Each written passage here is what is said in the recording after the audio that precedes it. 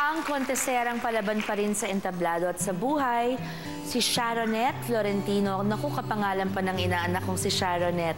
Ayan, hello Sharonette. Magandang hapon sa'yo. Magandang hapon po. Ayan, alam mo, hindi kami nanghuhusga dito. Nagpapasalamat nga ako na parang pumayag ka pumayag ka na i-share ang kwento mo sa amin. Maraming salamat. I'm sure marami kang maituturo, miski paano, o may what do you call it, lesson na matututunan ng ating viewers sa'yo. So, maganda itong ginagawa mo. Okay.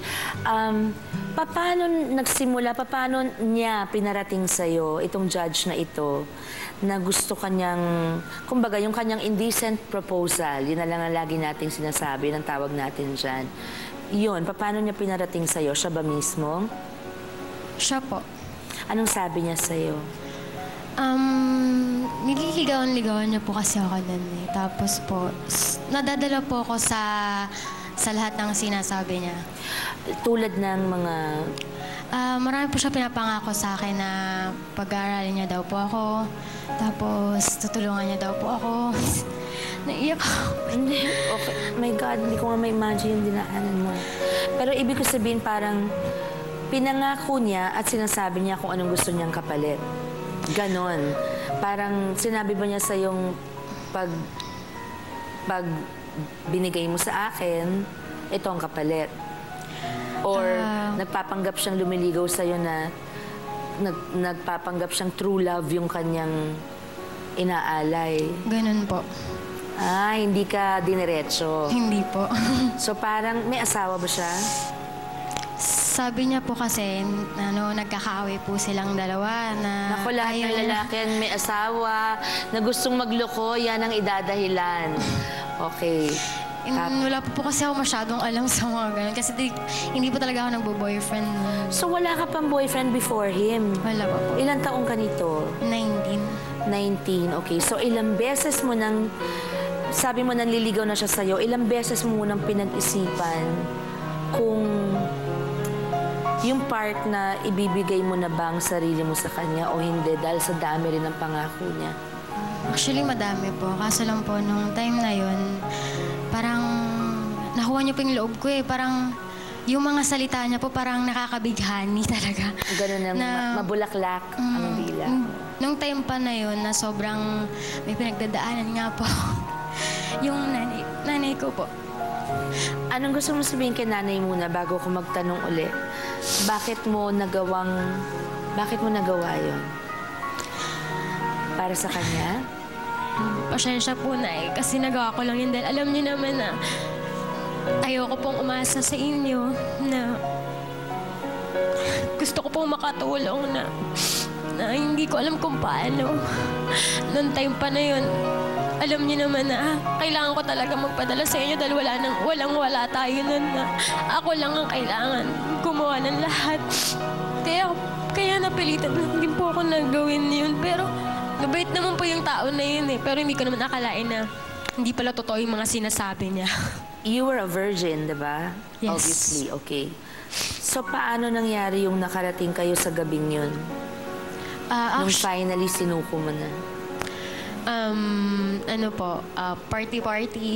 Party. Oh. Tapos po, nag-shot po kami nun. Tapos, actually, alam ko naman po na mangyayari niyo. Alam mo na. So, prepare mo na yung mind mo. From there, napunta kayo sa isang... hotel na tinutuloyan niya po. Tapos...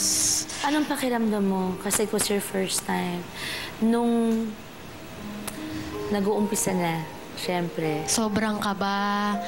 Medyo tipsy. Gusto mong bumack out or masyado kang hilo? Hindi po. Hindi na. Parang nandito na, tuloy ko na, ganyan. Opo. Kasi kailangan mo. Opo. Okay, ginawa mo ito para manalo ka, di ba? Opo. Sa beauty pageant. Pinangako niya sa'yo. Opo. Magkano ba yung premyo doon? That time? 30,000 po. Tapos nung nag-third place ka lang... Third place nga lang po ako nang sabi anong na sabi mo sa kanya? Title ako, gano'n.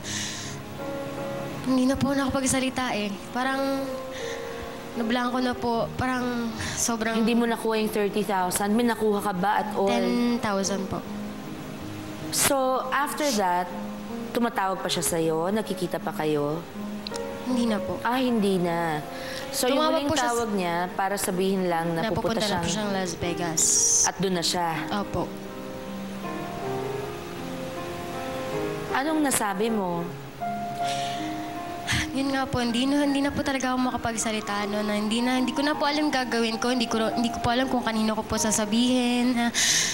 Sobrang sakit, pero... At ilang taon mong tinago ito, ngayon mo lang nasabi kay nanay, di ba? Opo. Ngayon lang.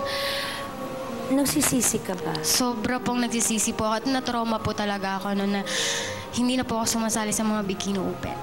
Oh my goodness, what a waste kasi ang ganda-ganda ng balat mo, ang ganda ng katawan mo. Laganap ba ang palakasan at paggamit ng ganitong paraan ng mga judges sa mga beauty pageants? Opo. Talaga? Laganap? Hanggang ngayon? Opo, marami po akong kakilala. Actually, Yung iba ba pumatol, yung iba hindi? Kahit po, yung iba kasi mga kilala ko po, kahit po meron sila, ewan ko po ba't nag-iinganyo din po sila. Naiinganyo po sila. Actually, na-influence lang din po ako. Kasi madami po talaga akong kilala. Eh, na- ikaw, kailangan mo talaga. Opo, yun na nga lang po yung naging ano ko talaga. Ay, Kailangan ko naku. talaga. Kaya nagawa ko po yun. Anong pangarap mo ngayon para sa iyong sarili, Sharonet? Matupad ko pa rin po yung mga pangarap ko na matulungan ko po yung pamilya ko. Siyempre po, matupad ko po yung mga pangarap ko na maging kilala. Kilala. Opo. Okay, siguro sa ibang paraan magagawa yun, di ba? Pero, tamo na, trauma ka. Huwag mo sayangin, pwede pa. Pwede pa. Pero Opo. alam mo nang hindi ka napapatol, di ba? Opo. Anyway, maraming salamat, Sharonet. Thank you so much Salamat din po. sa'yo. Salamat po. sa'yo. Nakagaang ba sa'yo yung nalabas mo? Sobra po. Okay. At saka, at least makikita ni nanay na pinagsigawan mo, ginawa mo yon para sa kanya. Opo. Okay? Ayan. Ang tagumpay, mga kapatid, mas masarap makamtan, lalo na kung pinaghirapan at nakuha ito sa tamang paraan. Para sa mga tulad ni Sharonet na minsan ang naligaw ang landas, ang mahalaga, nagsisimula siyang muli at ngayon, nagsisikap marating ang pangarap ng kasikatan, hindi lang para sa sarili, kundi lalo na po para sa kanyang pamilya. Thank you very much again, Sharonet. Thank you din po. At nagpakatotoo ka, yun lang ang ginawa mo. Sa aming pagbabalik Thank you po, po. ang singer na dating kilalang kilabot ng mga kababaihan, I'm glad to tell you, hanggang ngayon po, kilabot pa rin siya. Magbabalik po ang SKMK.